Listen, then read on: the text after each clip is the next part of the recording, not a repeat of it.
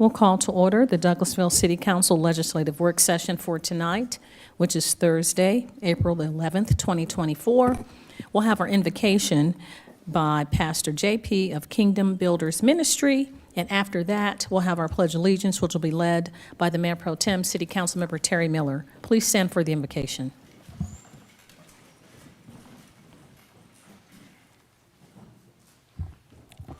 Good evening, everyone.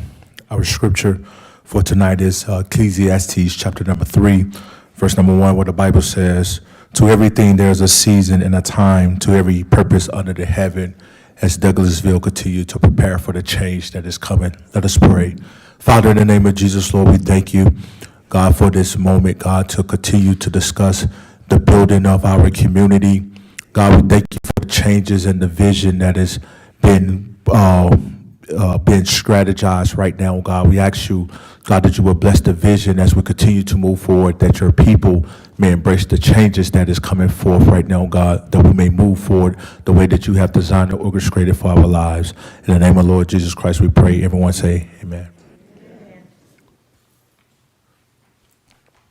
Pledge allegiance to the flag of the United States of America and to the republic for which it stands, one nation, under God, indivisible, with liberty and justice for all.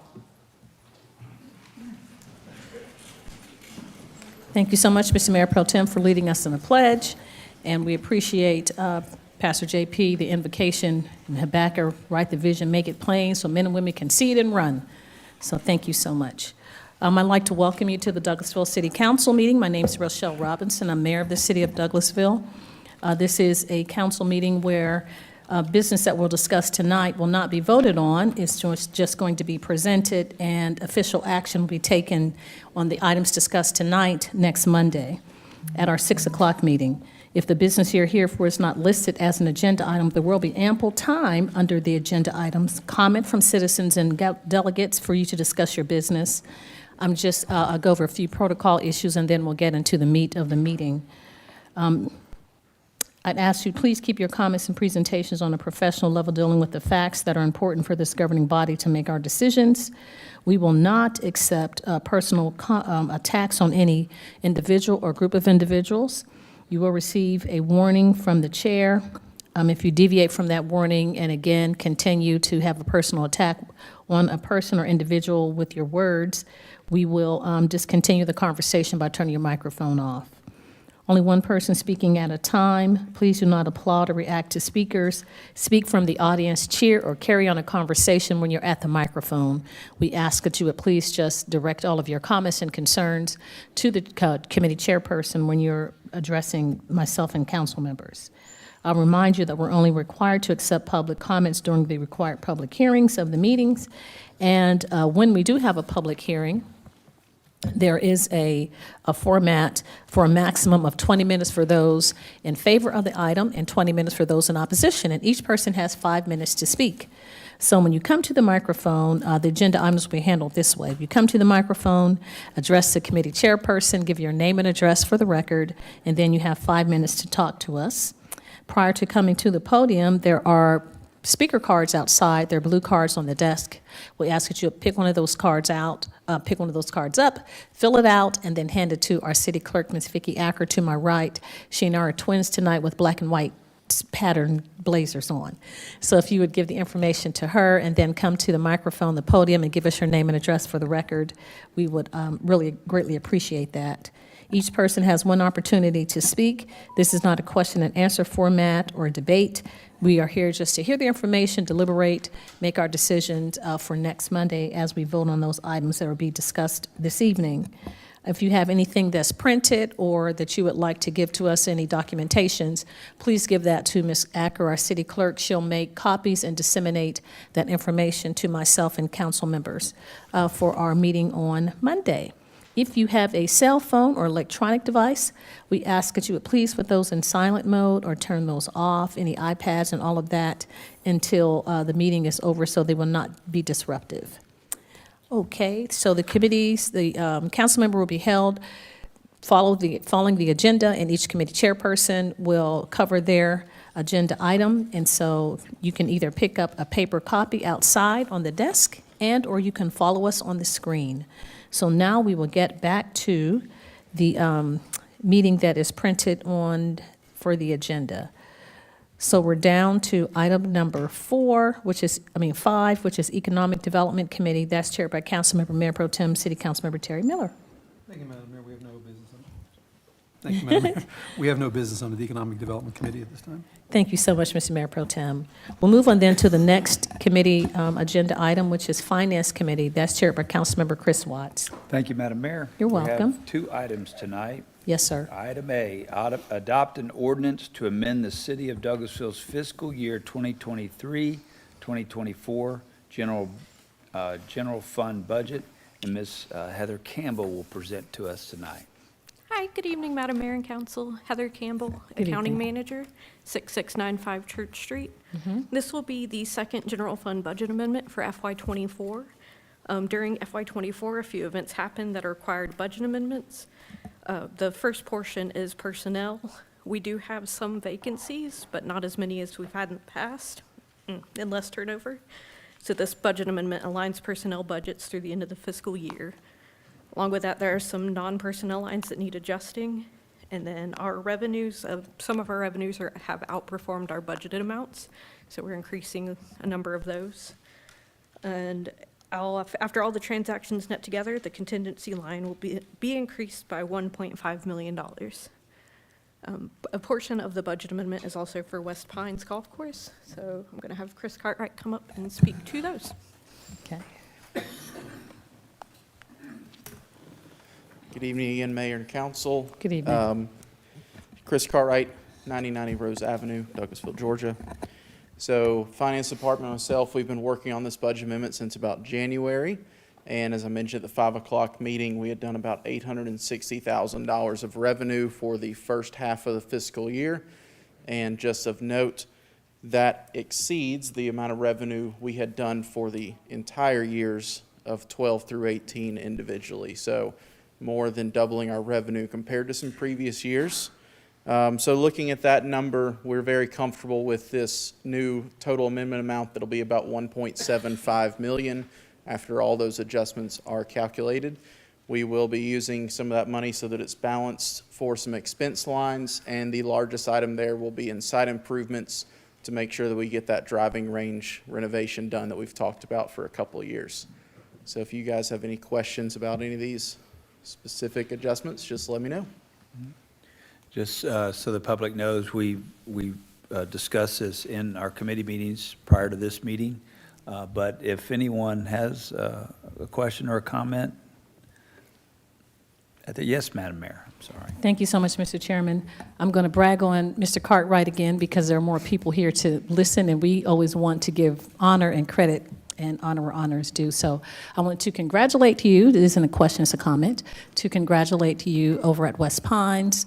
You were nominated for Golf Professional of the Year for the state of Georgia, as well as Merchandiser of the Year at West Pines. And so we're very proud of you. And you are also going to, it's someplace in California. Texas. It's in Texas. Yes, It's- Frisco. So it Oh, sounds it sounds like San California. Francisco, Yeah. but it's Frisco, Texas, Yes, where ma'am. you are playing, that you're going to be in the Golf Channel. So if you can explain that to our Yes, viewing so audience. it'll be myself and Matt. They're both of us from West Pines are going. Mm-hmm. Six golf pros from Georgia will go, and there's probably only about 3 or 4 in the country that have multiple golf pros from the same course. So we're very honored that 2 of us have qualified to go.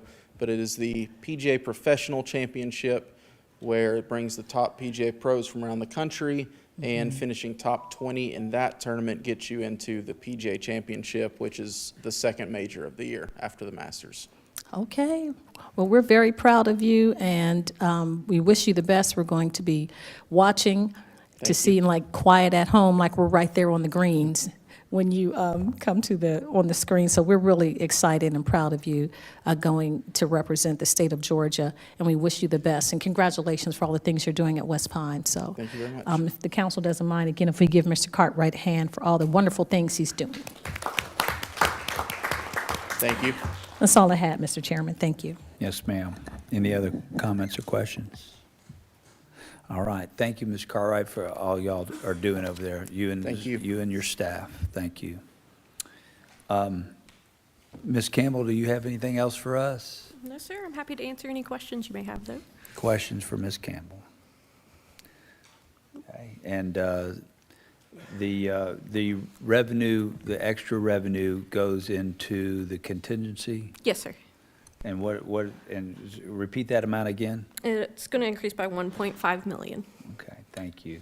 Yes, sir. Well, thank you to finance and the way y'all are managing things and just, you know, Douglasville is doing well. We appreciate all that y'all do. Thank you. Yes, sir. Thank you.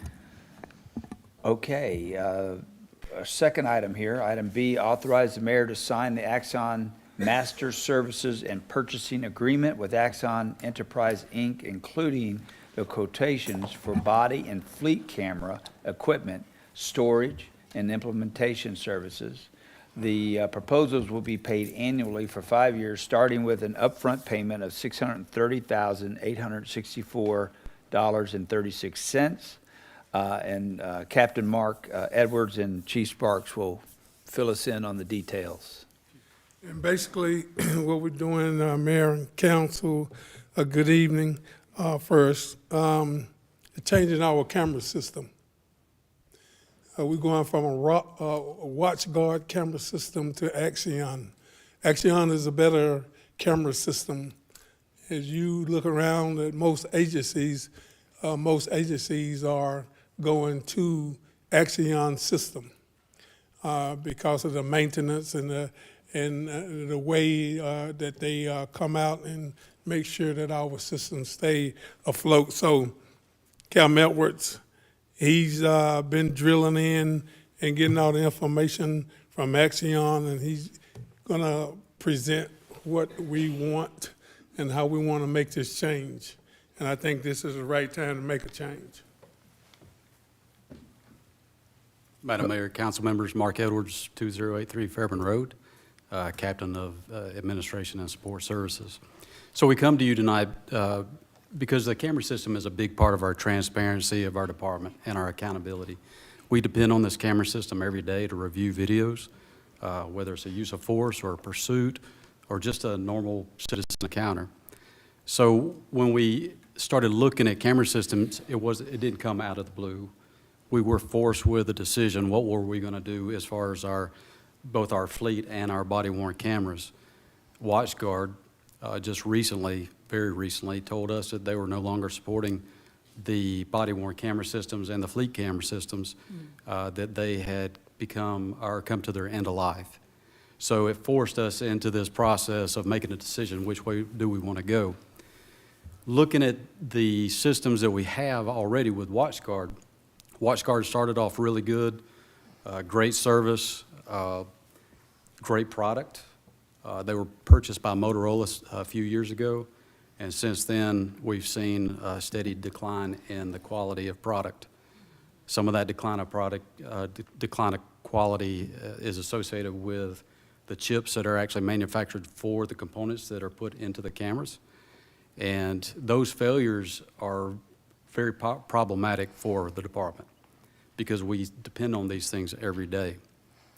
So some of the issues that we've had with WatchGuard, the failures of the cameras coming loose because the attachment points to the officer's vest, they're not high quality.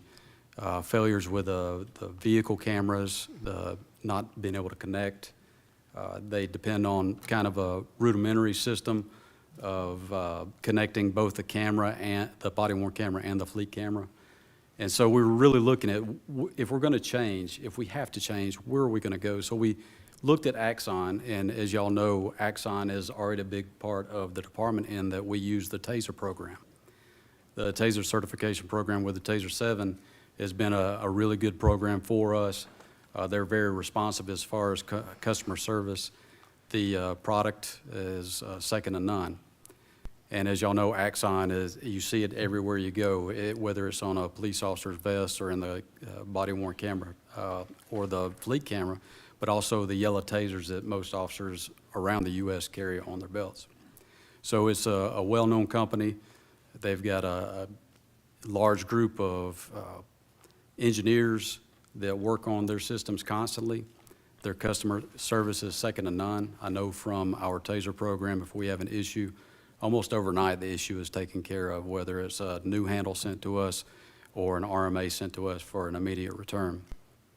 So when it comes to the Axon system, body-worn cameras, and the fleet systems, we have talked with them about a program similar to the Axon TASER certification system, where it is a 5-year basically program where they come in and they install these cameras as part of the program, the new fleet cameras. They bring in the body-worn cameras, they train everybody up on the system, not only on the front end, but also on the back end as far as video retrieval, redaction, and storage.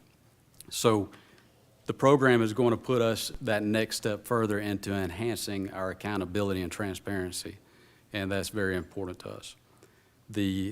One other thing I failed to mention, just out of the blue, Motorola doubled our Premier support, which we desperately need for our camera systems.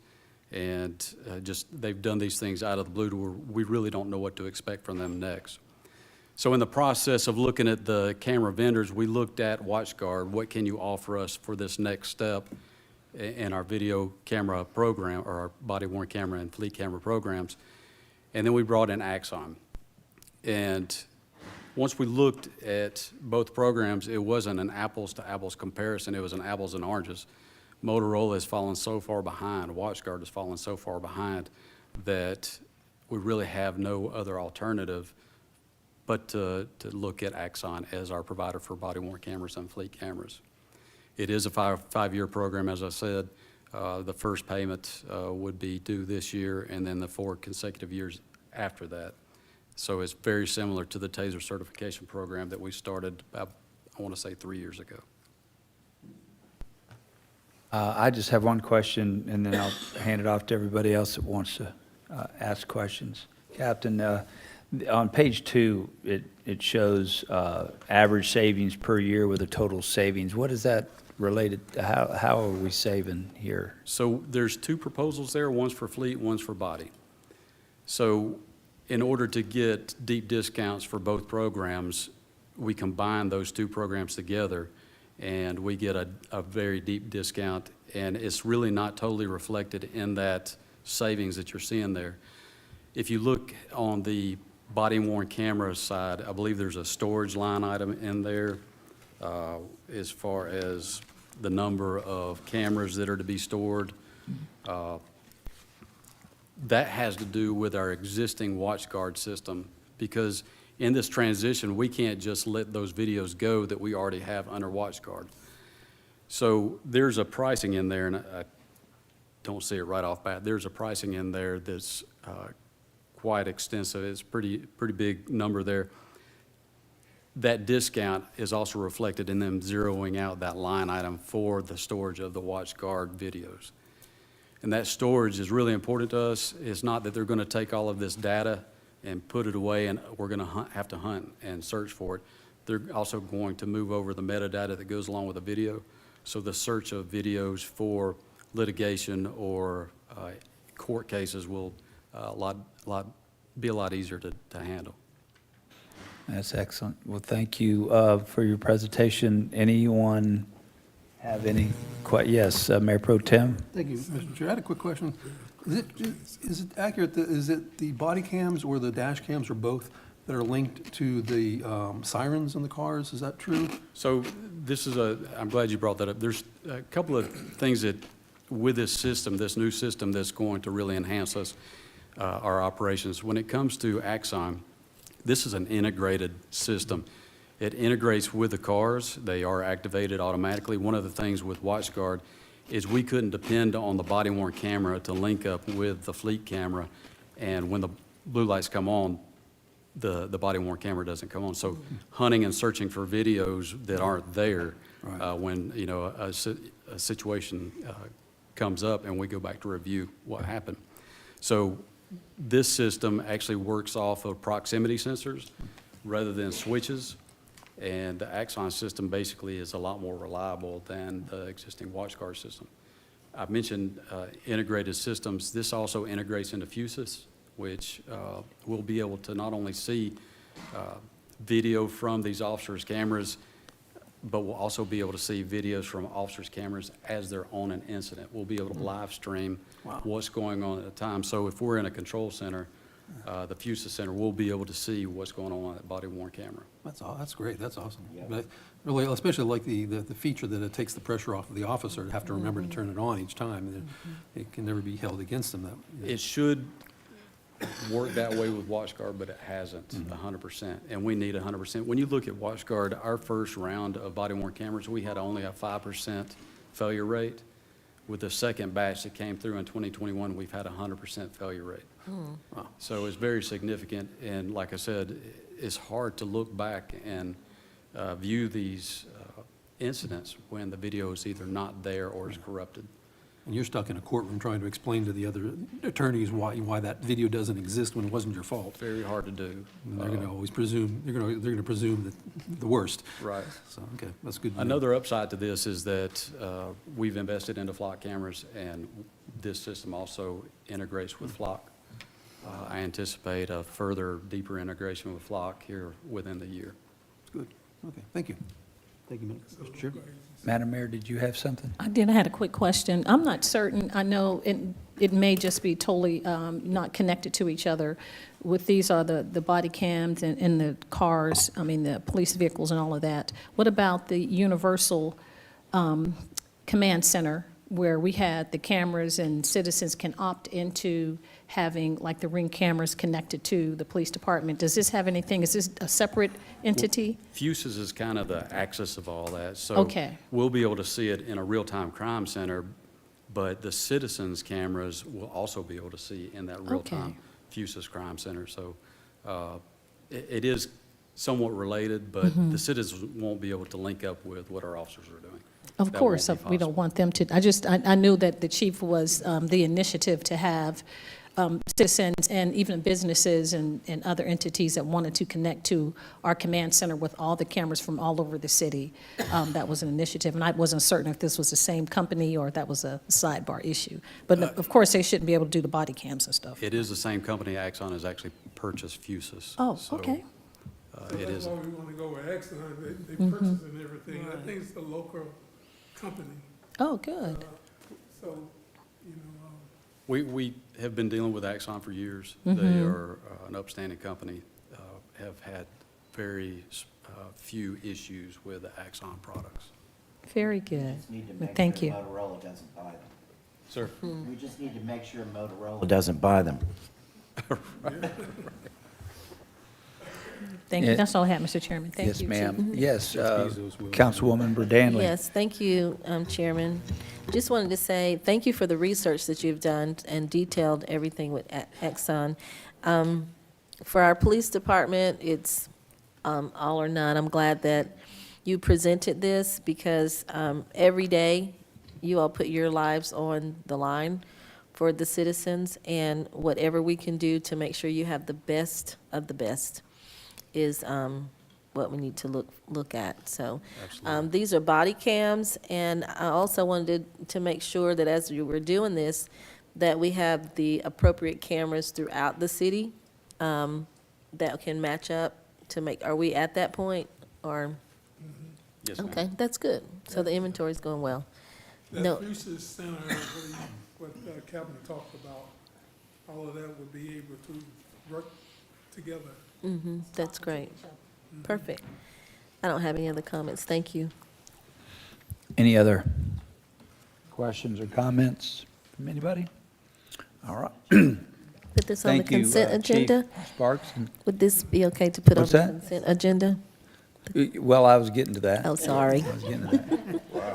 I'm sorry. You Yeah, coach y'all- them, leave 'em That's on. okay. That's all right, because I forgot to ask for item A, so I'm going to say at this time, if we could place A and B, if that's okay with council, on the consent agenda.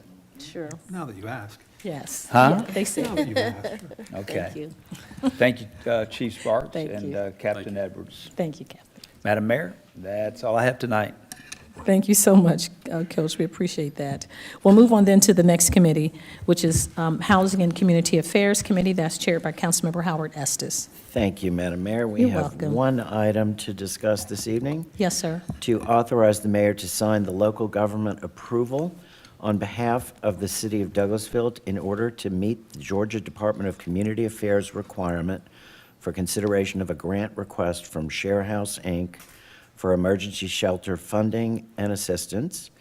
And we have Ms. Teresa Smith to explain this to us. I'd be glad to. Good evening, Madam Mayor and council members. Share House would like to make application for for Department of Community Affairs Emergency Shelter Grant. And one of their requirements is that we must make the local government aware that we would like to make that application. And in the process of doing that, we also need your permission, written permission, by the mayor signing the local government approval for that. We are requesting the maximum amount that we're eligible to apply for, which is $70,000, which would support the operations of our emergency shelter. And this year, we're also going to request about $10,000 for the HMIS system, because there is a lot of data input that we are required to do that takes away from the time of our staff in the shelter. So the total amount that we would be requesting is $80,000. This funding, if we are awarded this funding, it would be effective October 1, 2024, and go through September 30th, 2025. Very good. Thank you very much. First of all, I just want to point out for the record that this is not a request for city funding. This is just getting the city council and mayor's approval for Share House to apply for the funding. Does anybody on council have any questions or comments? Madam Mayor? No, sir. Anybody else? Yeah. Councilman Yes, Estes, Coach. I just want to say thank you to the Share House for y'all's work in this area. Thank you. Thank you. Yes. And that goes for all of us. Yes. Thank you. I have a question. Okay. Ms. Smith, how long have you been with the Share House? Believe it or not, in another month, it'll be 19 years. Wow, that is Yeah. wonderful. I just wanted to say thank you. I wish that you could apply for more and more. There's not even enough money that can fund what you do and your staff. We Thank agree you. with that. Yes, ma'am. I'm Thank sure you do. Yes. But we definitely do appreciate everything that you do for our community. It's Well, thank incredible you. work, and we appreciate it very much. Thank you. Anybody else? Okay, well, seeing no other questions, I would like to request that this be placed on the consent agenda as well. Looks like it's a go. Looks like it's a go. Okay, thank Okay, you very yes. much. And Madam Mayor, that's all we have tonight for the Housing and Community Affairs Committee. Good luck with the grant application. Yes, sir. Thank you. Thank you, Councilman Estes. We'll move on then to the next committee, which is Legislative and Intergovernmental Committee. That's chaired by Councilmember Mayor Pro Tem Terry Miller. Thank you, Madam Mayor. We have no business under the Legislative and Intergovernmental Committee at this time. Thank you so much, Councilman Miller, Mr. Mayor Pro Tem. I will move on then to Personnel and Organization Committee, chaired by Councilmember Howard Estes. Thank you, Madam Mayor. Shockingly, we also have an item under Personnel and Organization Committee this evening to adopt an ordinance to amend the personnel policies and procedures for the city of Douglasville, Section 5-12, merit increases, to amend the merit procedures to exclude non-certified police officers that complete the certification requirements to be certified police officers from a merit increase. And we have Ms. Juggins coming to speak with us about this.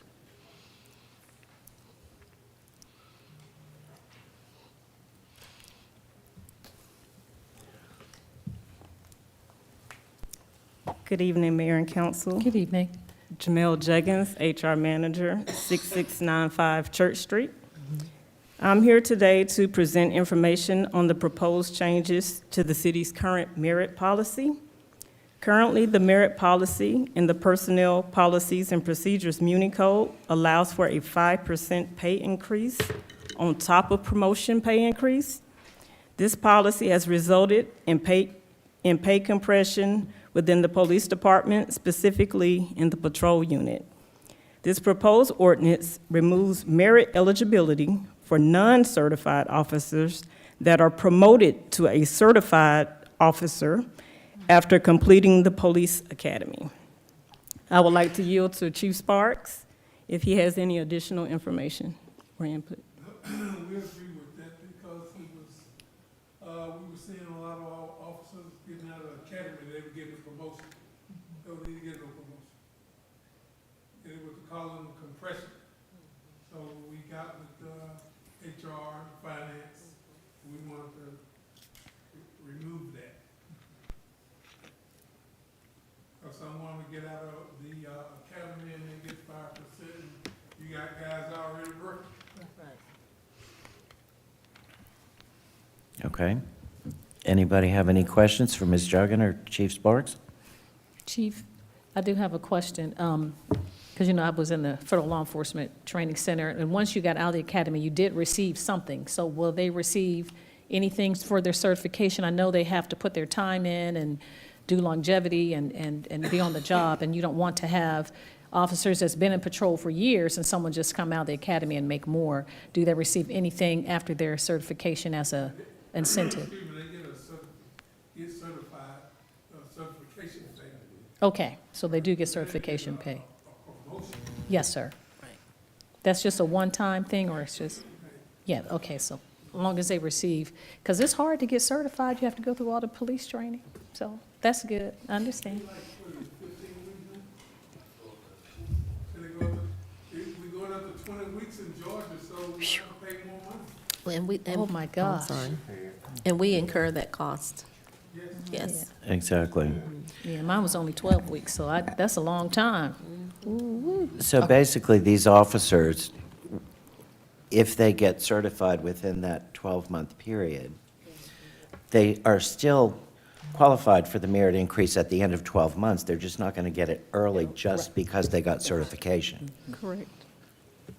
Okay. Because the point is to get certified, to be a certified officer. Yes, sir. All right, thank you, that's all I had. Okay, anybody else have any questions or comments? Okay, seeing none, I would like to ask that this be placed on the consent agenda as well. Thank you, Ms. Juggins, and thank you, Chief.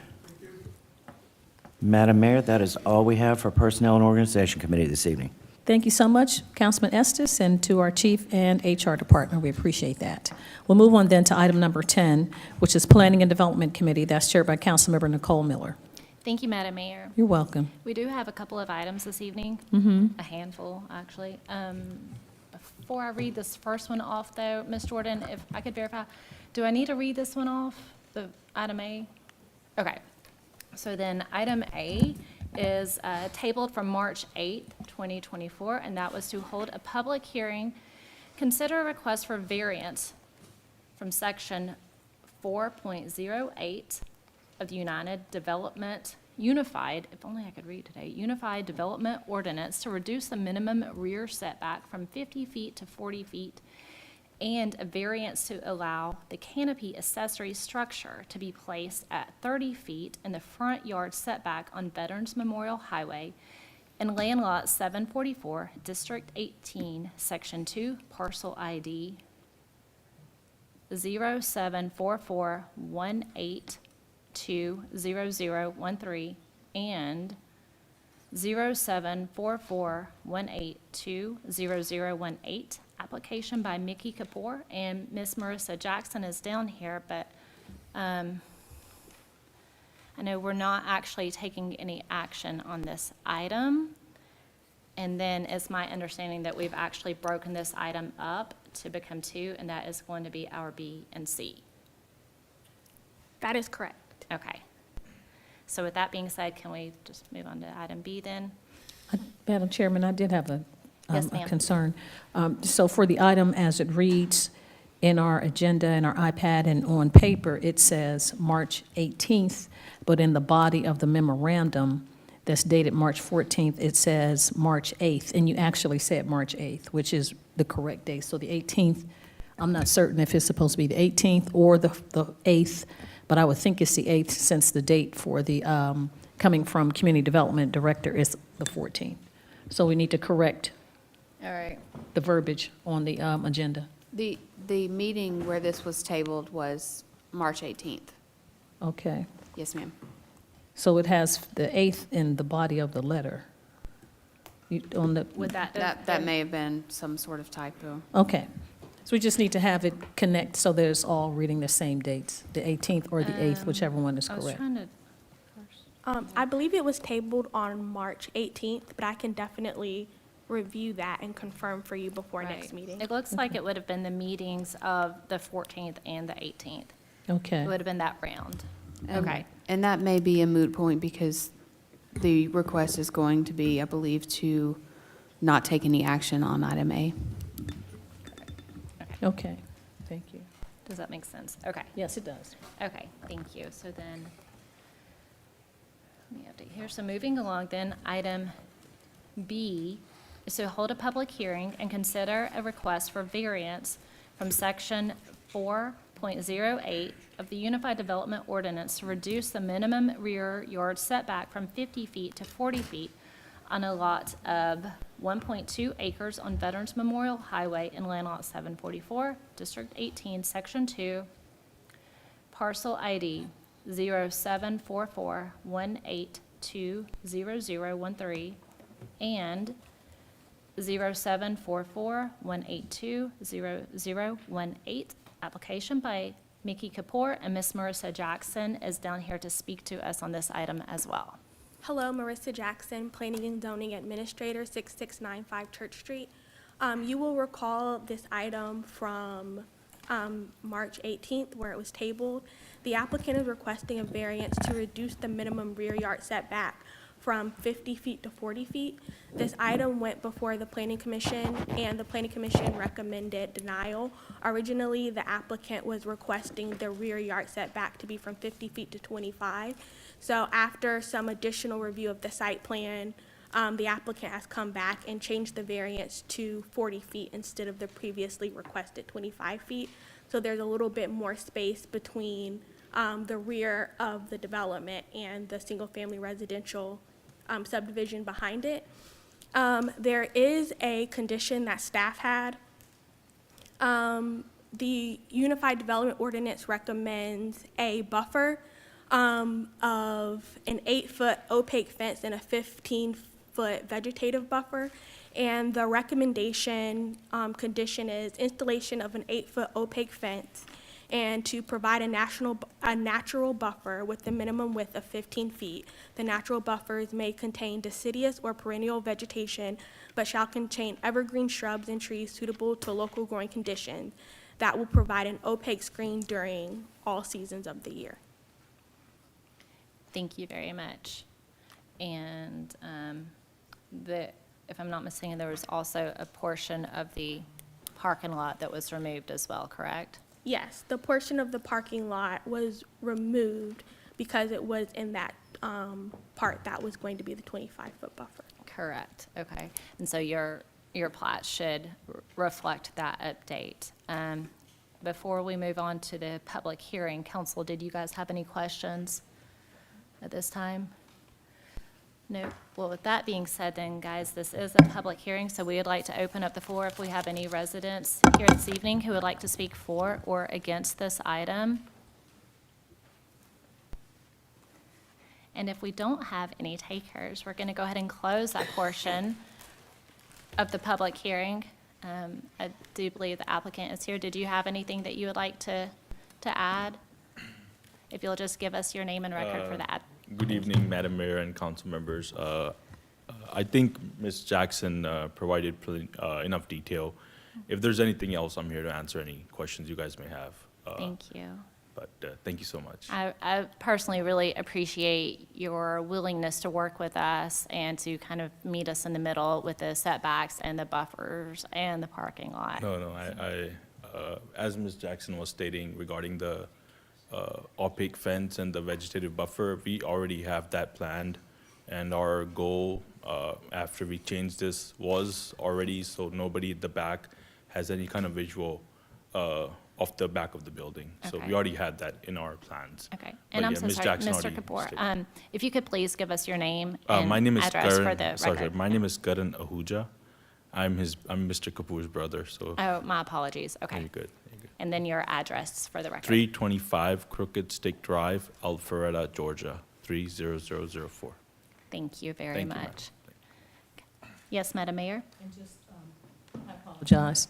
And the canopy, if you can explain the canopy as well. I know that was an addition as well, and you wanted people to be able to That's sit. actually the Oh, that's next not the item. next one? It's the next item? The next item. Nope.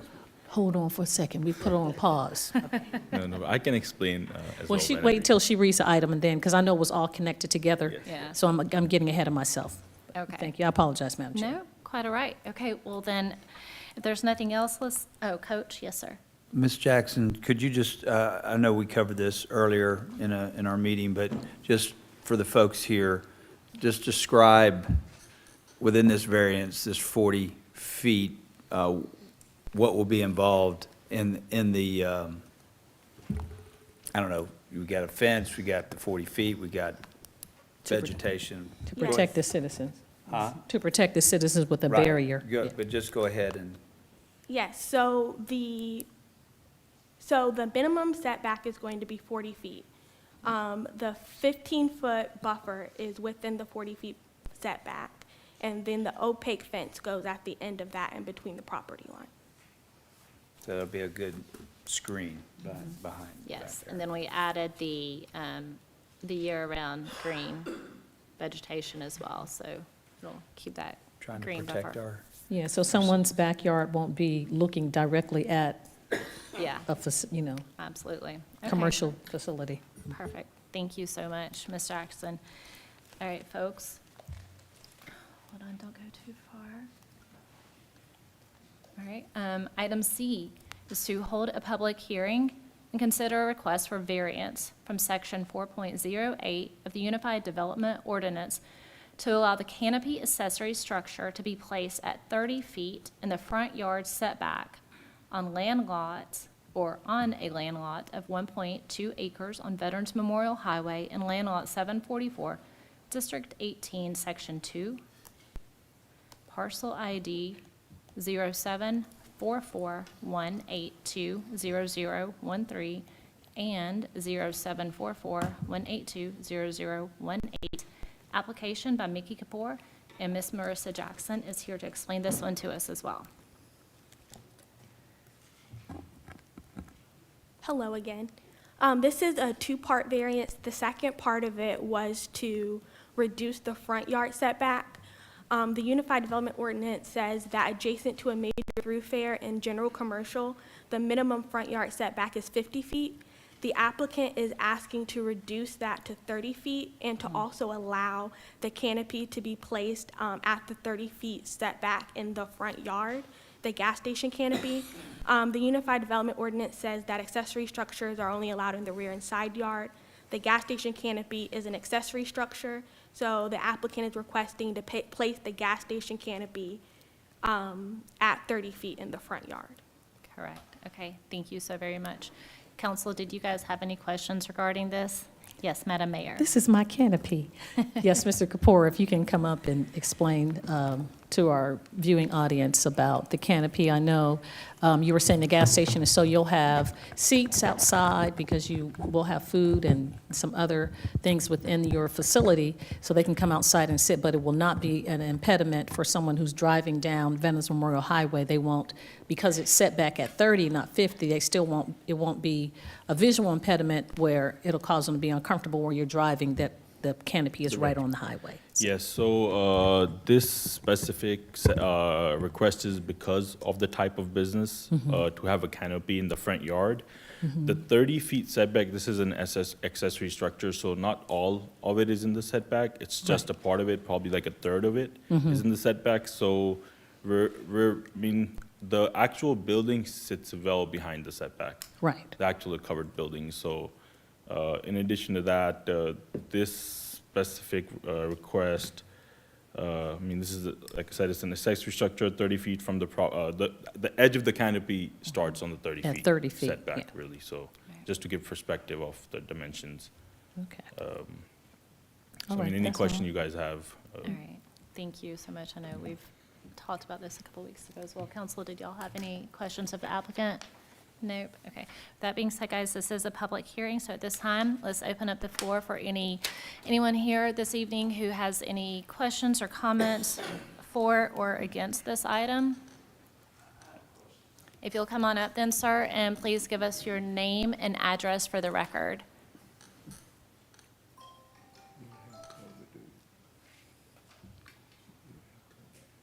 Marvin Davis, 7915 Alpha Way, Douglasville, Georgia, 30134. My question is, on the previous one, you say we was going to put an 8-foot wall behind the facility to block the residents, but then you're going to put a 30-foot canopy up with lights. I'm trying to figure out how is that going to keep it dark in that neighborhood? And plus, you're asking for all this other stuff that's not So standard. The just to build a canopy is gas that station. portion that goes over the gas pumps. I understand that. Okay, But it also has lights. right, but then you'll have a building between that. But we're talking about 8 feet and 30 feet. Right, like but then that. you have a building between that, and the building will be, I don't know, I would think probably, It's okay. I can answer this question. So I think that the way that the Unified Development Ordinance is designed with the fencing and the visual screen is that the fencing and the buffer is designed so that it's at eye level.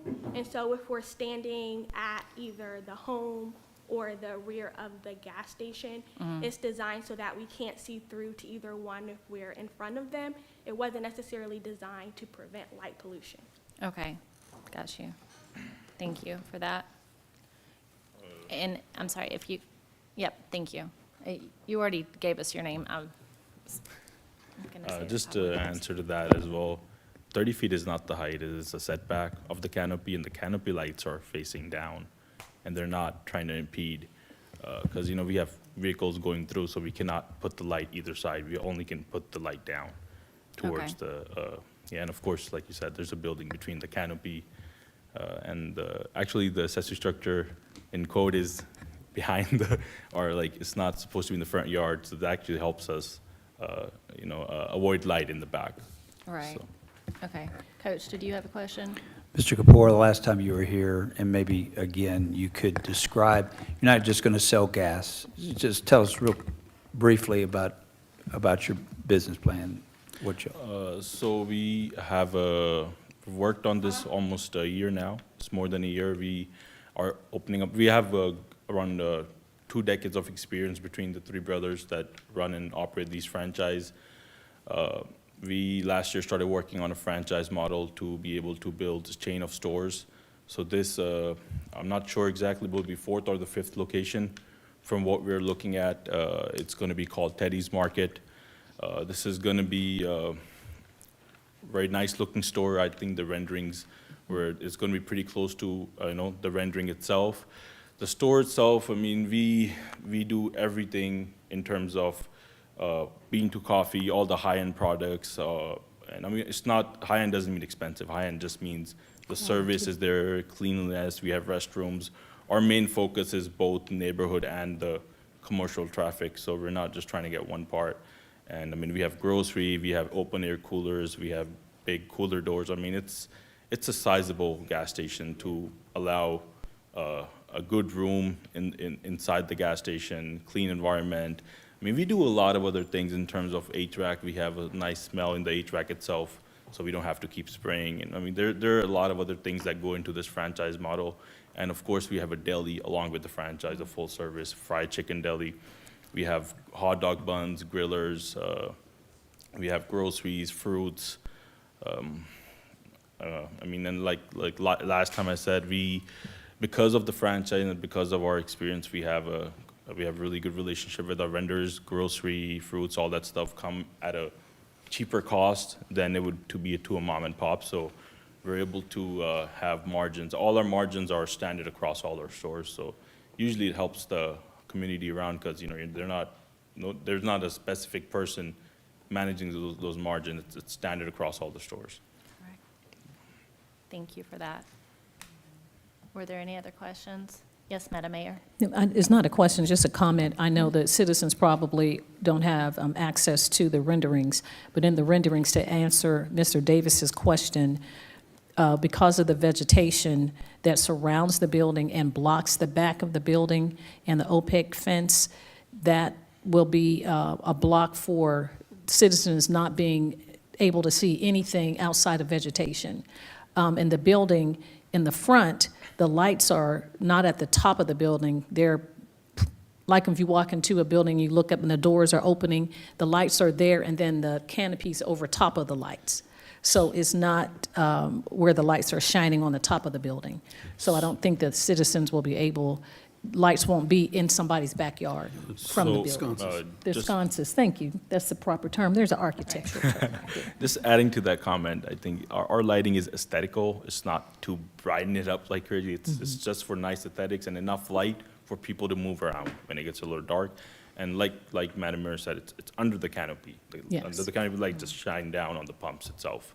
Right. Uh, So you won't be in your home and looking out the backyard and there are lights coming through to your home. Yeah. There are the building blocks, and then there are fencing and canopy, I mean, not canopy, but vegetation all around the facility. Having done several of these types of projects, when we go into that, this is one of our main, we know the neighborhood behind needs to have an opaque barrier. So we always, it's a given, and even if we don't specify it like we have today, even if it's not specified in the hearing, for us, it's important. Yes, And sir. we always have that in mind, because we do so many of these. I mean, whenever we know there's residential in the back, it's already a given in our project itself. The way we develop and build it They up. develop. It's going to be opaque, the vegetative fence. Sometimes we increase the vegetative fence from 15 to 20 feet if we feel it's not opaque enough. So Yes. we And always- it doesn't abut to the residents anyway. I mean, it's not right up on them. No, It's no, just, no. it's a distance. Okay. Yep. Based on the if the rendering is accurately drawn, it appears that the canopy will actually be lower than the cornice line of your building, so it Yes. should not be visible at all. Yeah, the building is probably a little higher than the canopy itself. They're almost on the same level, really. The canopy is not higher than the building. In the building. Okay, wonderful. Thank you guys so very much. Well, if there's nothing else to speak on this item, then we will take this up on Monday. Now, moving along, let's see here. Item D, and that is to hold a public hearing and consider a request to amend Exhibit C of Ordinance 2021-56 to amend Condition 14 regarding camera systems throughout the community to require instead vehicular tag reader system to be installed at the entrance to the development for 13.83 acres on Van Sant Road and Land Lot 902, District 18, Section 2, parcel ID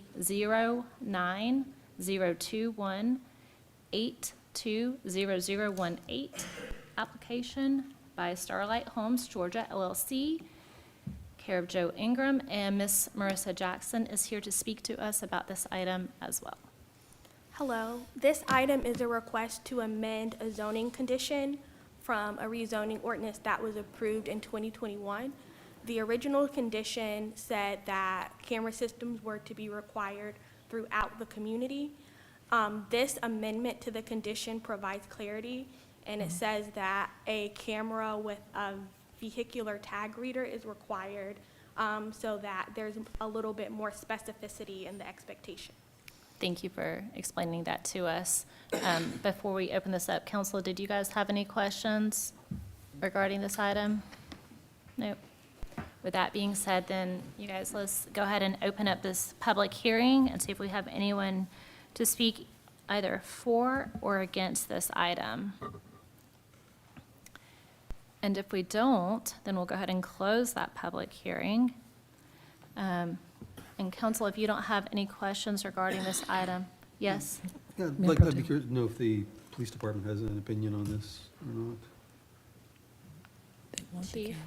Yeah, my opinion would be that we need cameras in these areas where we are building these structures and building these apartments, or we need a camera system so we have somewhere that we can start an investigation. We getting ran over with entering autos and all kind of different types of crimes that's occurring in our communities.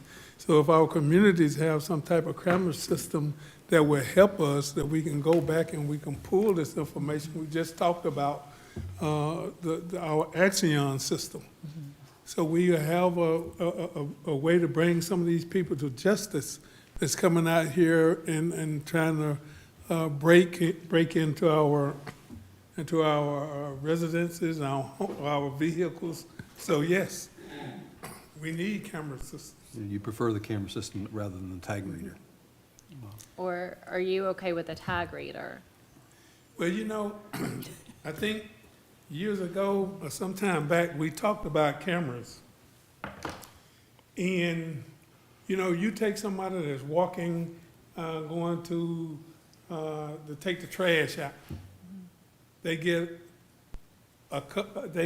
robbed or whatever. See, that tag reader is not gonna pick that up. But if you got cameras in there, it picks it up. And I think that's where we're gonna have to make a decision, that in as many as apartment complexes we getting out here, you need some cameras, not just tag readers. Because one helps the other. You see what I'm saying? We You want know, cameras so too. One implements and helps the other system. It's a dual system. So when people come out here and they start driving around and looking, seeing what they can rob and all this kind of thing, they see these cameras. Okay. I know, but it's, so we're taking baby steps, Chief. We want cameras too, but the Yeah. incremental in between is the tag readers, because cities are starting, or developers are starting to sue cities with the cameras, because they're saying that isn't an option. And I don't know if legal wants to talk, or we don't have an opinion on it, because we haven't been challenged yet. But that's why we're taking incremental steps, because they're saying it's not their constitutional right to put those cameras at those subdivisions. And you're making developers do that. I don't know if the GMA. Well, actually, that's a good question. See if legal has an opinion on that as well. A couple of municipalities and counties have enacted ordinances concerning commercial businesses to DeKalb County. Now, it's my understanding they have recently repealed that. And I'm unaware of any local government that's trying to require these in residential properties. I'm unaware of that. There hasn't been a definitive ruling by the Supreme Court anyway. We could be making law. That's usually expensive. Well, no. Okay, guys.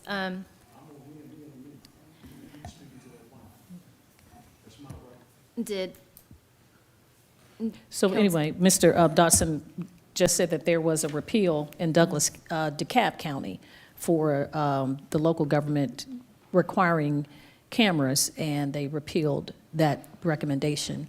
And it's in the Supreme Court for the state of Georgia, for cities and counties, or developers suing cities and counties, requiring cameras at facilities. So, Okay. you're welcome. Council, did y'all have any other questions regarding this item? So we want cameras, but we're gonna do the tags for right now until we can get to the cameras. Yes, sir. I understand, I understand all of that, but, you know, just understand that when people start moving around and walking, the system, and I understand what you're saying, but, from a public safety standpoint, you need cameras. But we can do. I understand, Mayor, I'm not. Yes, sir. So we can do the flock cameras on the streets, though, on some of the streets that are not particularly in someone's backyard or in someone's residential, private property. So we can have them all strategically placed all over the city that can catch the person that may be walking and not in a car. Because I know you have them other places as well. So we just need more flock cameras. Yeah, I'm saying if somebody I know, Chief. If we could do it, we would do it. We just don't want to get sued. Yes, sir. Ms. Jackson, I had just one question regarding the cameras. Are these the same flock cameras that our police department is currently using, so it'll tie in with this? I do not have all the details on the specifications. We did consult with the police department a little in formulating this condition, and the verbiage that we included was the verbiage we received from a member of the police department. Okay. No, they're talking about the tag readers, yeah, which is what those flocks are. Okay, I appreciate that. Thank you so much. Guys, with that being said, let's, Well, I think, Mayor I Pro did Tem. want to be clear, I think, and just the concern that the mayor brought up is that they would be on private property, which I guess is technically true, but they would only be, if I'm correct me if I'm wrong, Police Chief, the cameras can only be directed toward public rights of way. I mean, they can't be focused on anyone's door, they can't be focused into a backyard, they can only be in areas that are accessible by the public, so you're not. Right. And so this is not theoretically, actually an there's not apartment an invasion of complex. privacy there, that's supposed to only be in an area that's visible where anybody else could literally physically be in front and see what the camera can see. right, and these will be private residents. These are not apartments in this section. But there'll still be streets and alleyways Okay. through this development, Okay. so. But we have a Those are real-time, we have a real-time example of our cameras in our parking deck that protect the parking deck, but one of the cameras leaned over towards a private property next to the parking deck, and the person asked for the camera not to be in their private property when they have barbecues or whatever, that they feel like the city's watching them. So we had to direct the camera just to cover the parking deck and not the person's private property. So Gotcha. they didn't ask for to be watched 24 hours a day on their private property in the backyard when they're in the swimming pool. So that's the concern, that you don't want to impede on people's private property. Right. But the general property, for the safety of everyone, of course, we want that. So the tag reader is a step down from the camera actually being there, but it will help, and we'll have flock cameras in the community that can catch the cars or the folks walking that don't have a vehicle. So understand we want all the safety that we can get, but we don't want to impede upon someone's privacy in the process. Okay. Thank you. Thank you, Madam Mayor. You're welcome. All right, guys, just one more item. And that is another public hearing. To consider a request for variance from section 4.08 of the Unified Development Ordinance to reduce the minimum front yard setback from 50 feet to 10 feet, and a variance to allow the canopy accessory structure to be placed in the front yard setback on land lot of 1.486 acres at 9320 The Landing Drive, in land lot 23, District 1, Section 5, parcel ID 0023 015 0117. Application by Jeff Walker, and Ms. Marissa Jackson is here to talk to us about this item also. Hello. This is a request for variance to, again, allow a canopy structure in the front yard and to reduce the front yard setback from 50 feet to 10 feet. This is a request for a quick-serve restaurant, and the canopy is used for taking orders. The site has two frontages, and the frontage where the canopy and the front yard setback are going to be on Douglas Boulevard.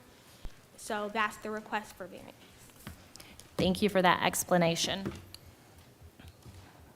Guys, are we all familiar with can you see this map on what she's talking This about? is the old O'Charlie's site? Yes, it is. And Formerly it's being replaced by O'Charlie's. a Chick-fil-A, if my understanding Correct. correctly. Yes. Correct, and Don't there's let that actually influence your opinion on this matter, so we still have to remain neutral. there's an elevation difference there as well, so I mean, the canopy doesn't really go out, but anywho, council questions, comments? Madam Mayor. Yes, yes, ma'am. And I know this is part of Chick-fil-A's model to have canopies when they have an outside building, the ones that are not like in a mall, but if they have a standalone building, the canopies are on Highway 5 and Stewart's Mill, as well as Doris Road and Fairburn, that they're, when you walk up to the facility, it's a canopy there. So it will be the same type of, it's part of the Chick-fil-A's model. So I know it's an accessory that we normally don't have, but it's part of how their Chick-fil-A's are built. Correct, And- but and there's the also. You can come and talk to us. There's also a whole other buffer, like, and is, I believe, in our ordinance that we just do not allow the canopy on those main frontage roads, but because of where this building is, there's not an option. An option, yes, yes, ma'am. Good evening. Hi, if My you'll name just is give us, Jeff Walker. I'm the applicant. I'm with Chick-fil-A. I work for can you give Foresight us Group. your address as I'm well, sorry. please? 3740 Da Vinci Court, Peachtree Corners, Georgia. Yes, sir. And this is the canopy over our order menus. To be honest with you, most of the time, these canopies are used for our people to get out of the heat and get out of the rain, because most of the time, orders are taken on iPads at the Chick-fil-A's. Really during the peak hours of lunch and dinner, they're on iPads, and our staff are out there. So this is just that canopy, the main building. The canopy at the drive-through are all within the building setbacks, existing setbacks. It is just this accessory canopy. And I'm here to answer any questions that you may have or you may need about the project. Thank you so much for that. Coach? I just, real quick clarification, Ms. Jackson told us earlier that the same variance was needed for the drive-through only Chick-fil-A on Fairburn Road. Is that correct? Yes. Okay. All right, thank you. I just wanted clarification on that. Okay, Thank you. Anyone else? Okay, with that being said, guys, this is a public hearing, so let's go ahead and open that up. If we have anyone here who would like to speak for or against this item, if you'll please come on down and give us your name and address for the record. Ms. Welsh, you got to come on down and give us your name and address for the record, please. All right, I can give them your address. I think I know it now. Cindy Welch, 3002 Concord Way. I just have a question. Is the 10 feet going to be from Douglas Boulevard or from the road that comes off of Douglas Boulevard? Because if it's only 10 feet from Douglas Boulevard, you're in trouble. Because we don't get to see a site plan. Oh, you don't see it? No, it would be very nice if that would happen. Well, someday maybe our technology will be there, but until then. That was going to be my question tonight. Please. Yeah, go ahead. Excuse me. So it's going to be 10 feet from the property line. Douglas Boulevard has some right-of-way adjacent to it. So based on the site plan, it's 10 feet from the property line. Additionally, the site plan is included in the attachments, and I'm happy to show you if you'd like. Well, we don't get to see it here. But, so it is the Douglas Boulevard side? Yes, ma'am. 10 feet? From the property line. Well, I understand. Don't, Ms. Welch, if you can address your concerns to the chairperson, please. We'll have a conversation with the applicant. Right, okay. Well, thank you, guys. If there's not anyone else that has questions or comments, let's go ahead and close that public hearing. And council, did you guys have any other questions or comments of the applicant? Mr. Estes? I just want to clarify, from my understanding, the canopy is on the Douglas Boulevard side, but the entrance is on the landing side. So I don't see the issue, but It's not an issue. that's all. Thanks. Thank you for that. Oh, yes, I do have one question of the applicant. This is just kind of out of the rumor mill. Is the Chick-fil-A in the mall staying in the mall? I don't know. Sorry, they don't tell me that. Yeah, they're Okay. different owners. Okay, I'm just trying to, inquiring minds wanted to know. Okay, well, thank you. All right, guys, well, with that being said, let's go ahead and close this out, you guys, and we will take that up on Monday. Madam Mayor. Yes, That is ma'am. all that we have this evening for planning and development. Yes, ma'am. Well, stay on deck. Thank you so much. We'll go to the next item, Public Improvement and Beautification Committee. That's also chaired by Councilmember Nicole Miller. Thank you, Madam Mayor. We have no business this evening for public improvement and beautification. Thank you, ma'am. Public Relations Committee chaired by Councilmember Samuel Davis. No items at this time, thank you. You're welcome. Public Safety Committee chaired by Councilmember Dr. LaShawn Burdanley. Thank you, Madam Mayor. We have one item under Public Safety, and it reads as follows. Authorize the mayor to sign the FFY 25 Western Region Traffic Enforcement Network Grant Project application for the Police Department, Chief Sparks and Officer Joe Stagler.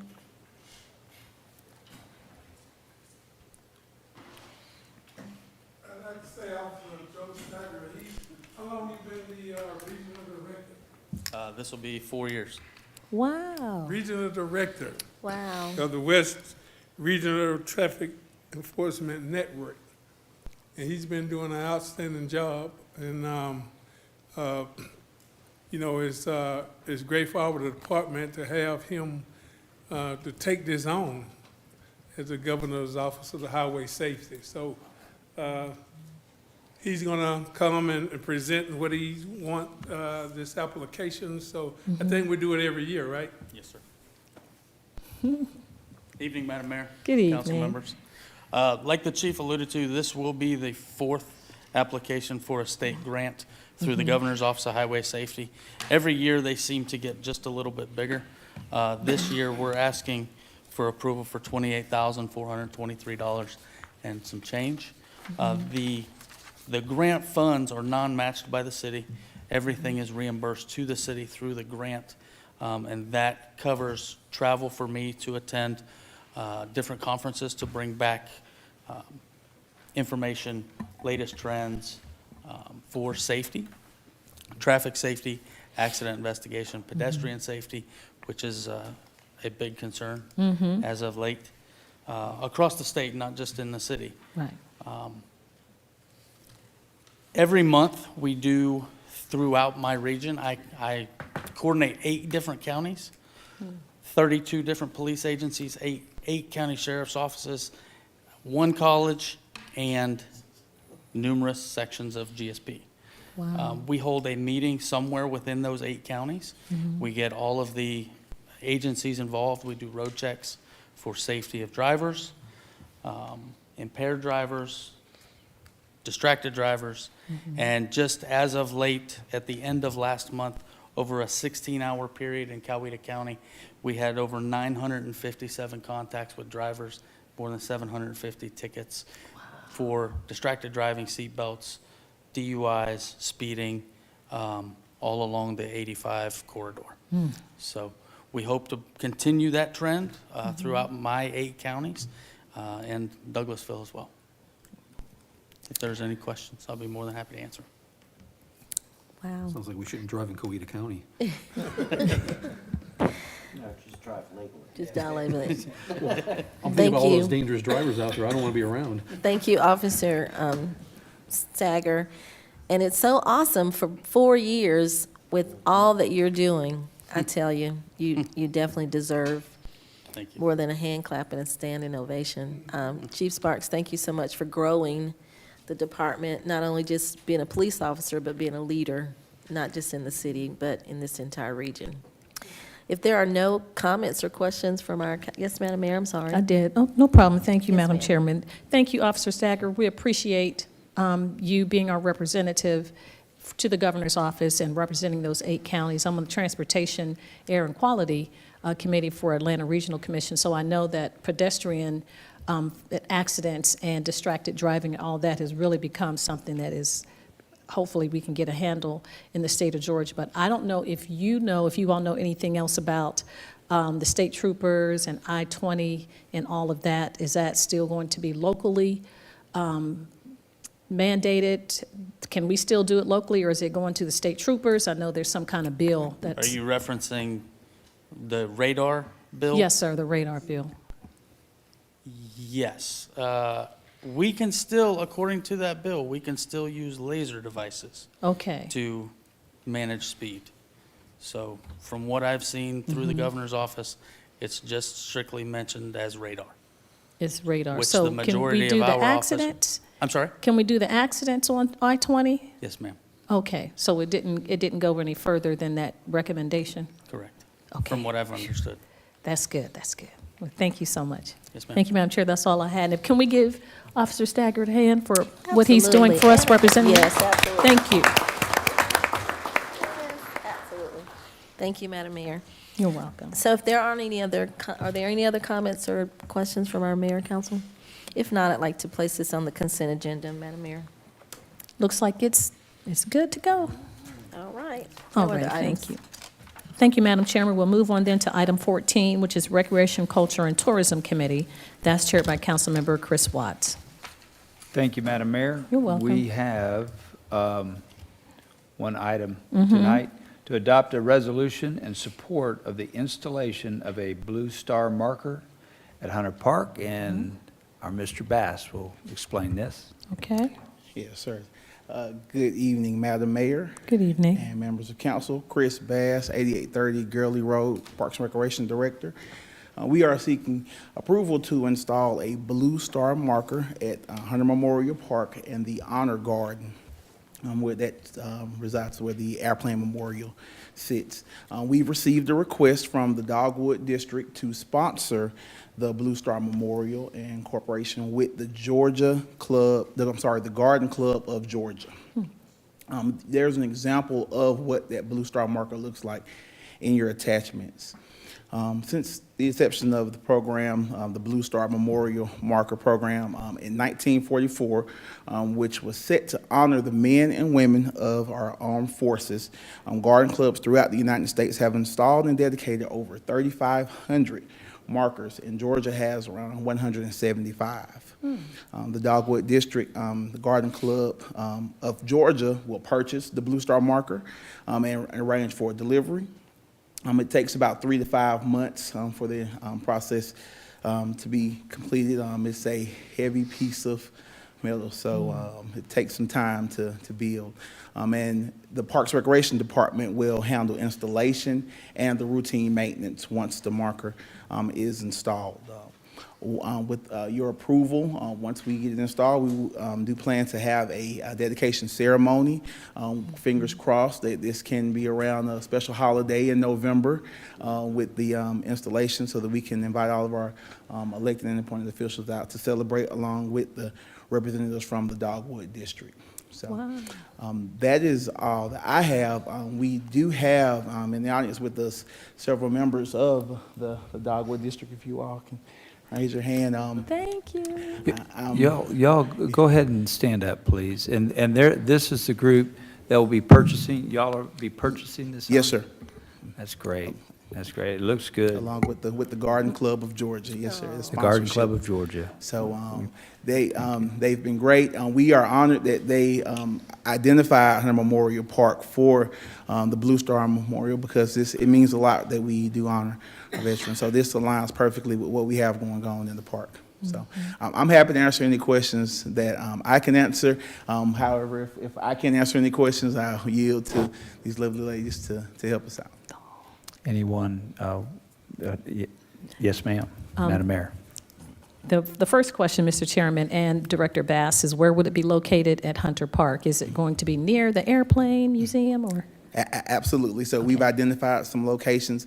I'm gonna get with Mr. Thompson. We'll get a study done first to make sure with the digging that we don't hit any wires or anything like that, irrigation. But we have identified 3 potential spots, and they all are centered around the Airplane Memorial. Very good. And to the Garden Club, thank you so much. And I see my Rotarian, Ms. Boggs there. Thank you so much for recommending us for the city and securing this great honor.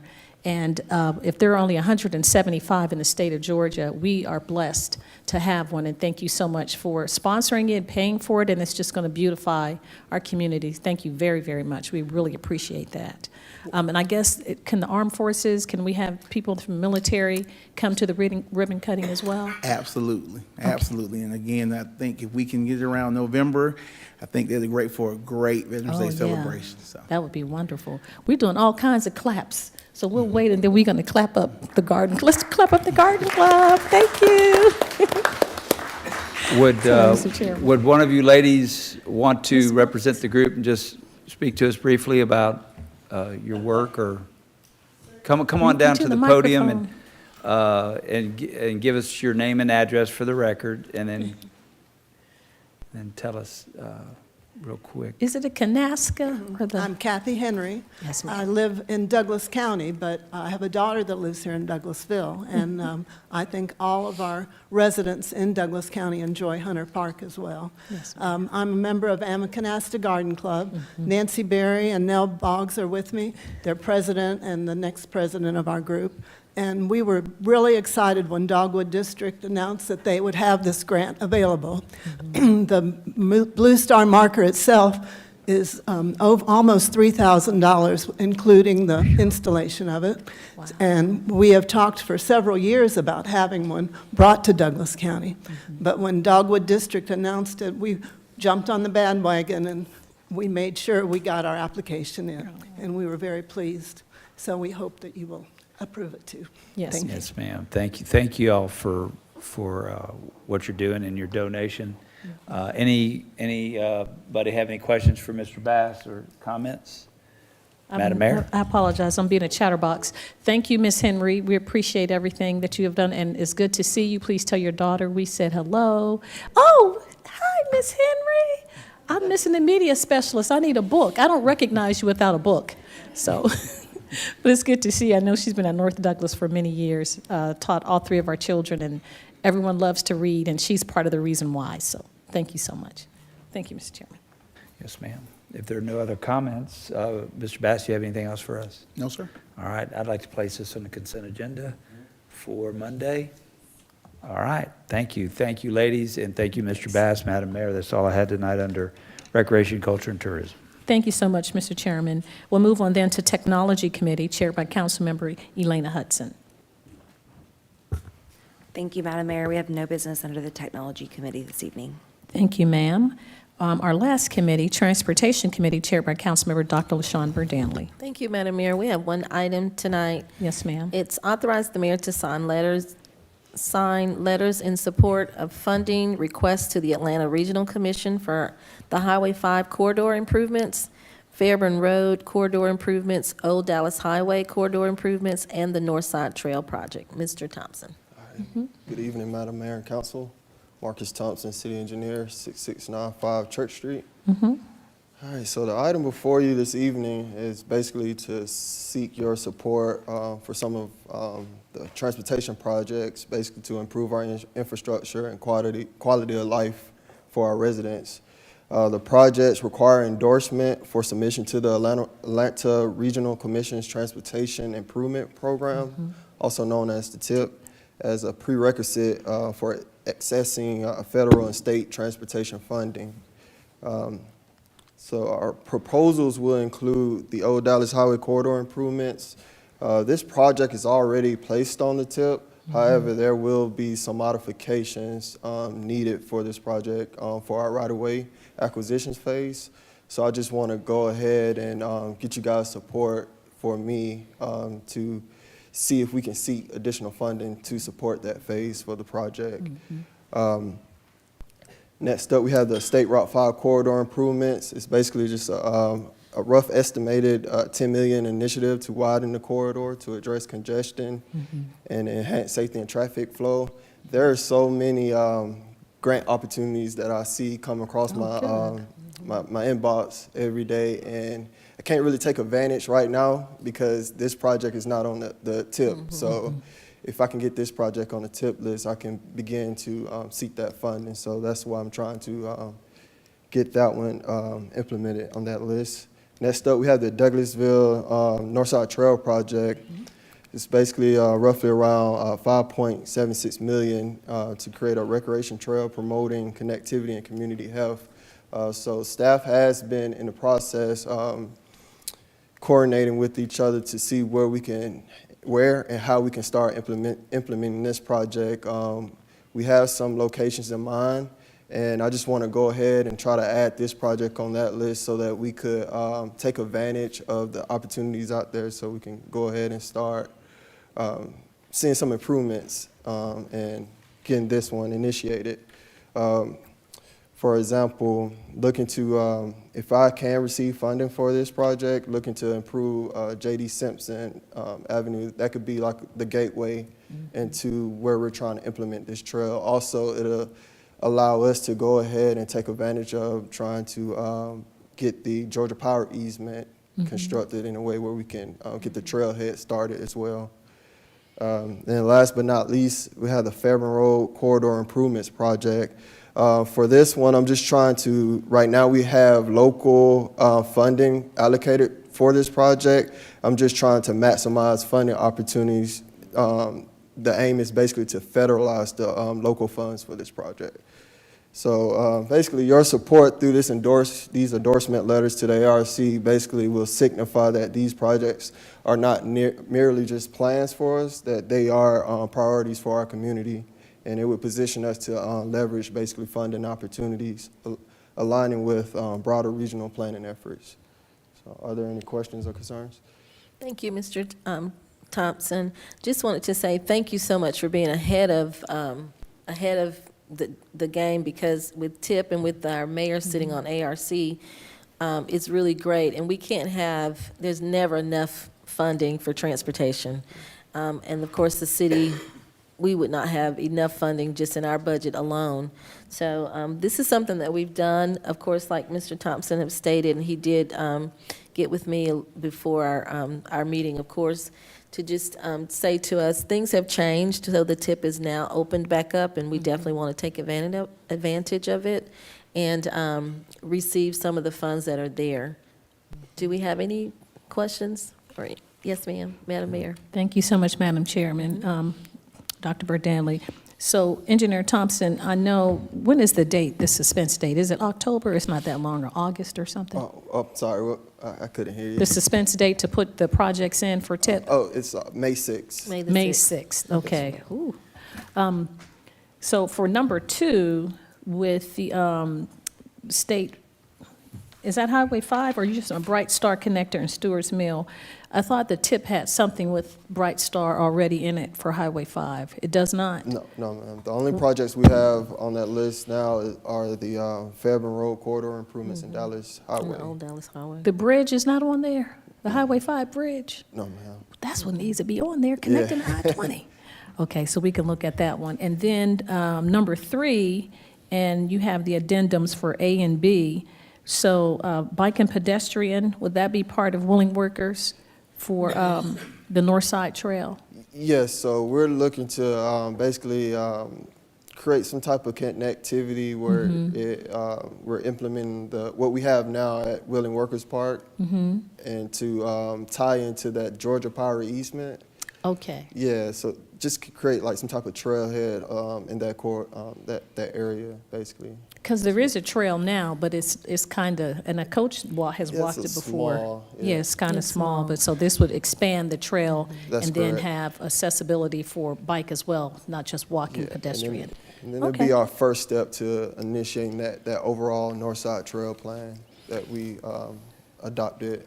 Yes, sir. And then the last one, the supplemental one for federal funding for Fairburn Road, I thought we had some renderings, and there was already something where it's like an island, and then we would push everything out, like where the Kroger and everything on Fairburn Road is already. That's correct. So we have federal funding for the preliminary engineering phase. However, we don't have it for the right-of-way and utility phase. We just have like a local funding.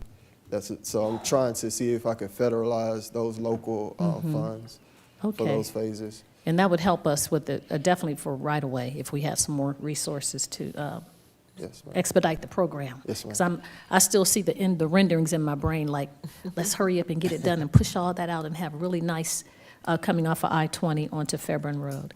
All right. Thank you so much. Thank you, Right. Madam Chairman. Yes, ma'am. I also wanted to mention, and you're absolutely correct, Mr. Thompson, in regards to where James D. Simpson is, that cul-de-sac right there. A while back, we had talked about that being an area where individuals could walk. It used to be where you could drive, and now it's closed.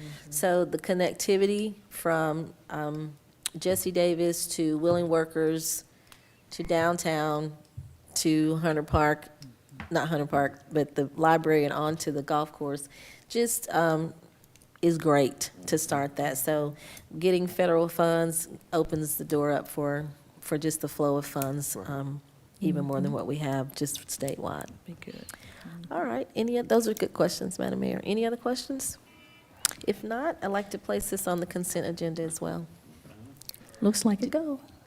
I'm sorry, do I see, if you want to come up and speak, you can come up and speak at the mic, give your name and address we're going to have comments at the end for our citizens, and then you can come up at that time. Yes.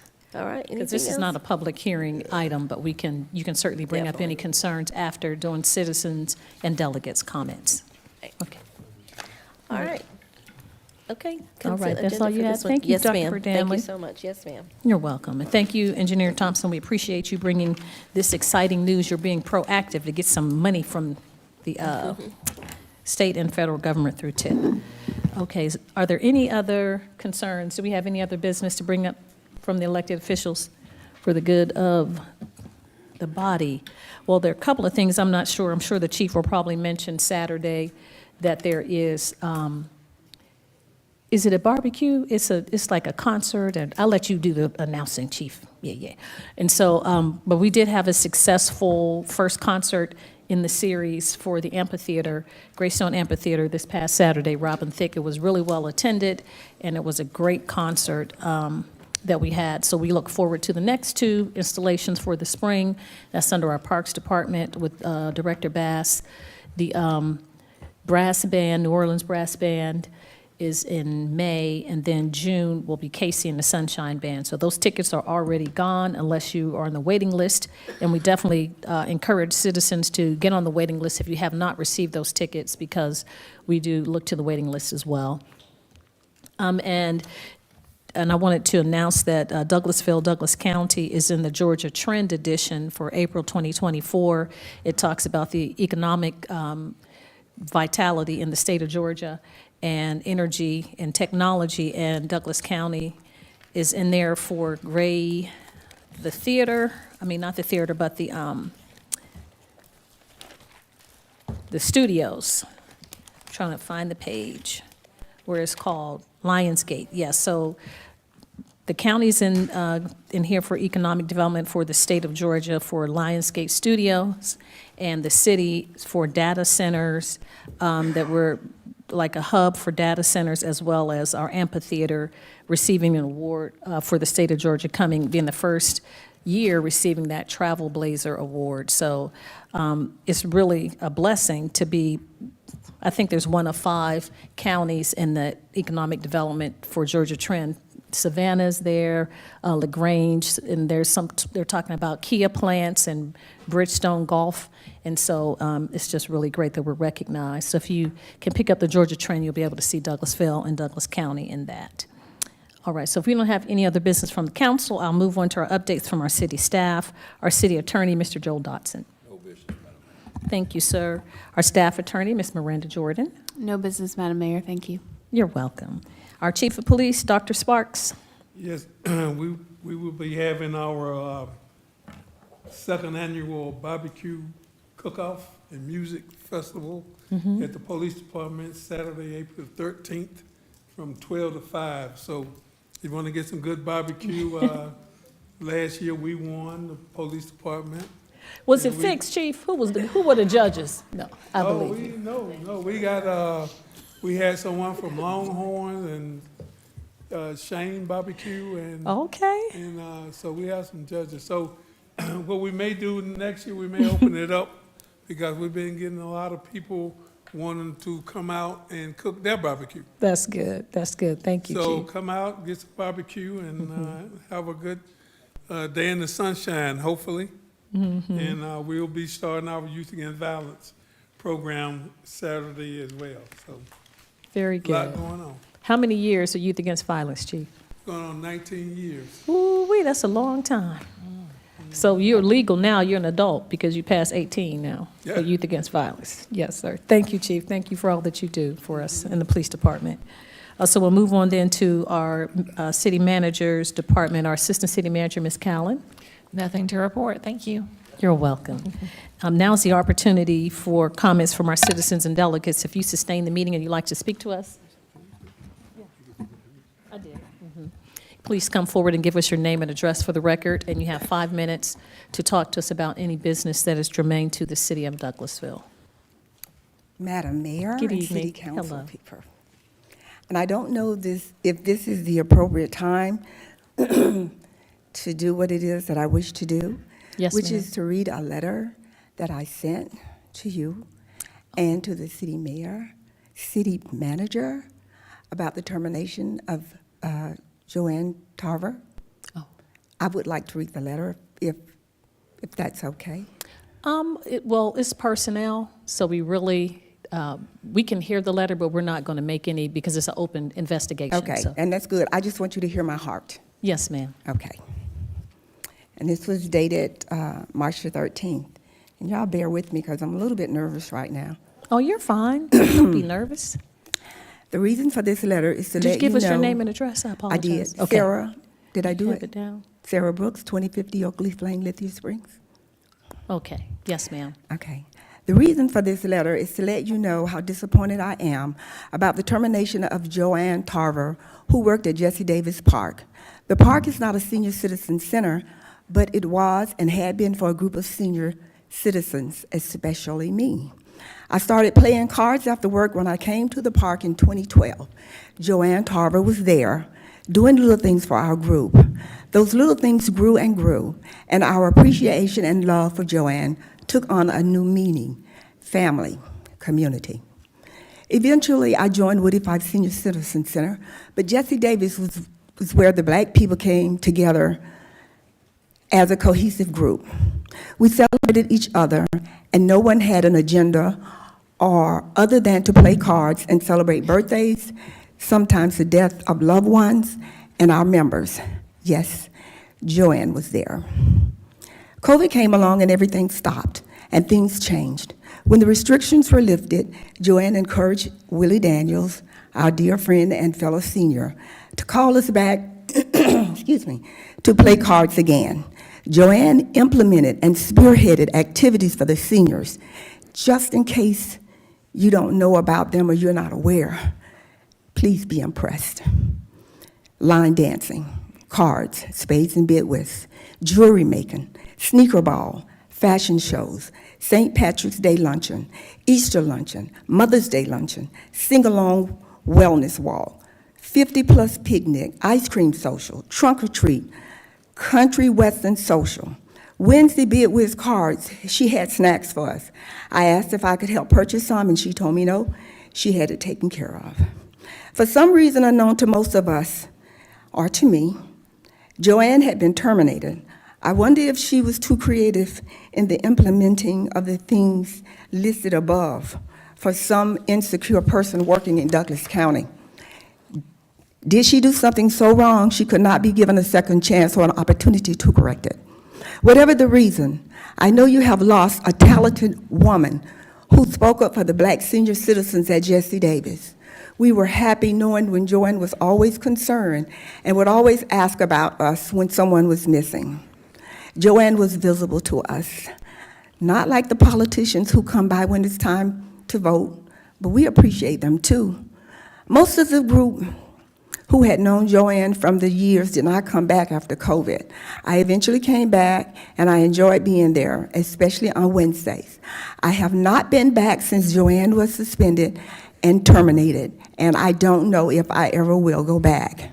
I worked 37 years in corporate America. I retired in 2013. I worked during the time when my white counterparts were considered the best for the job. Today is different, with more diversity in the workplace. However, it seems that the black sister or brother inflicts the same tactics. I don't know if this is what happened in this situation, and I hope you will prove me wrong. Will you? Will you, being the powers that be, take a look at what happened?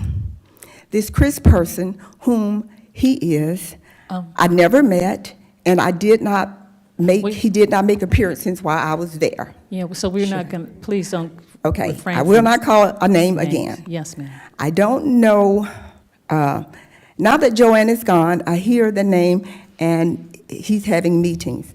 I believe he heard that some of us were unhappy and that we called, so he's making appearances. I also heard that a few of us contacted the mayor's office. I remember how things were. The players changed, but the strategy remains the same. Do you hear in the tone that I am extremely disappointed in the actions that were taken against Joanne and how the system has played out? Will her young counterpart be as good? Could she be the friend or member of a family?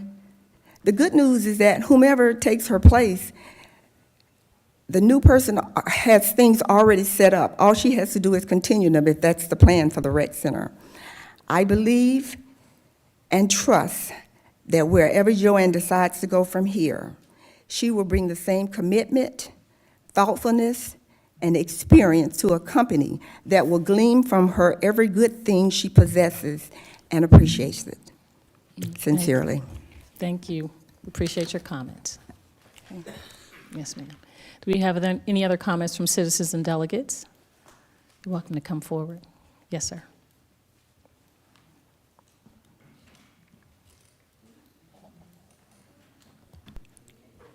Marvin Davis, 7915 Alpha Way, Douglasville, Georgia, 30134. And Yes. this is specifically about the old Douglasville part. The other areas I don't really care about, be honest. What you're trying to do as far as put those roundabouts in, when they opened up 92, it's based off an old 5-year before the traffic study that this company is using was done before 92 was opened, the new part.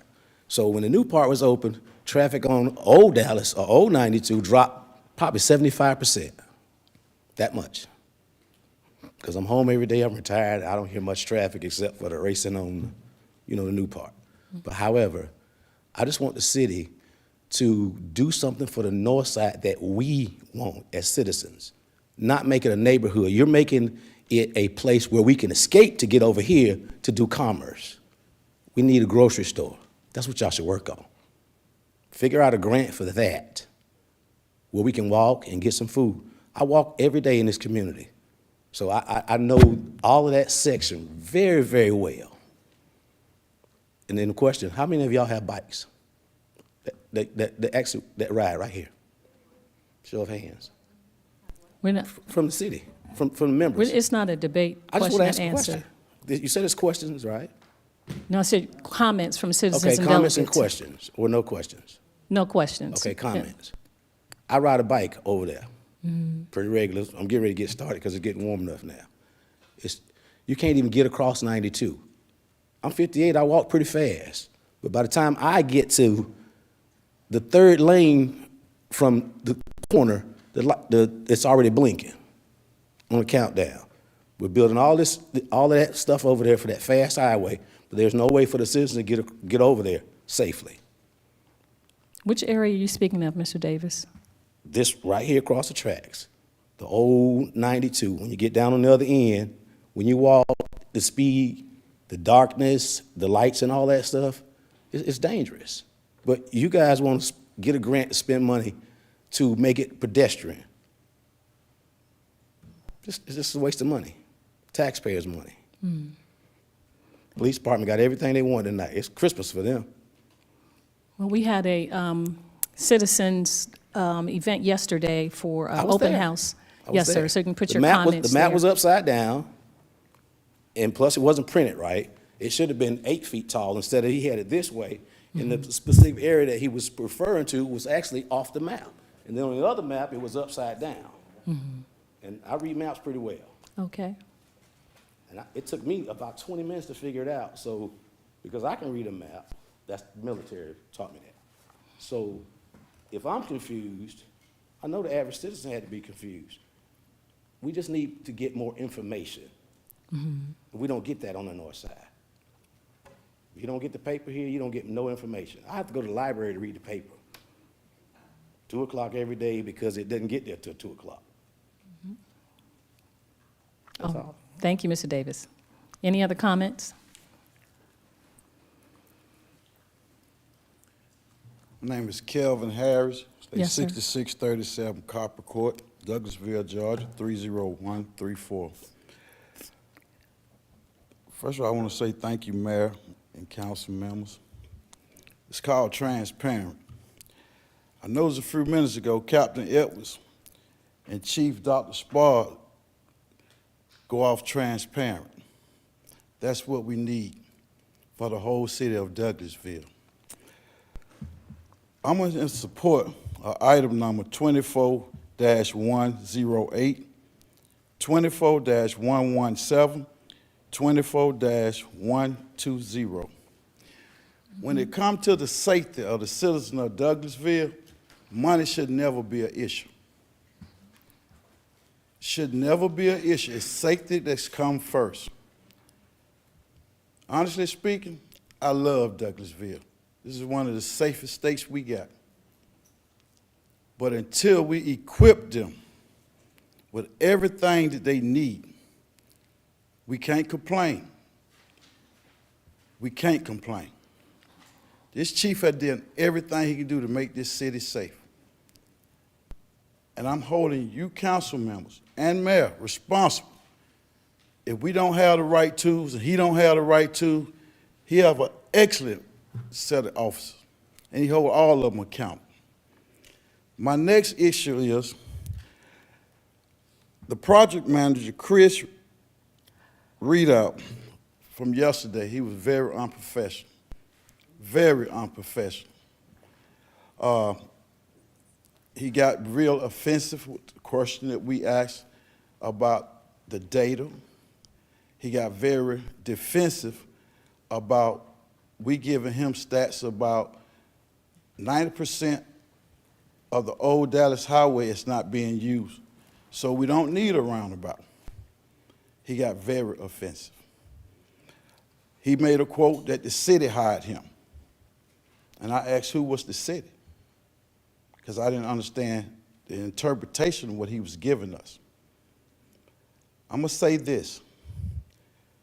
90% of that traffic is gone. I read the whole inquiry that he got. We don't want no roundabout on the north side of town. I'm letting the council members know. This came up before. We have spoke about it before. And I think it's time that we do the right thing. All money ain't good money. All money is not good money. And that grant there is not good. You're going to put a roundabout in front of a middle school? That's not acceptable. It's just not.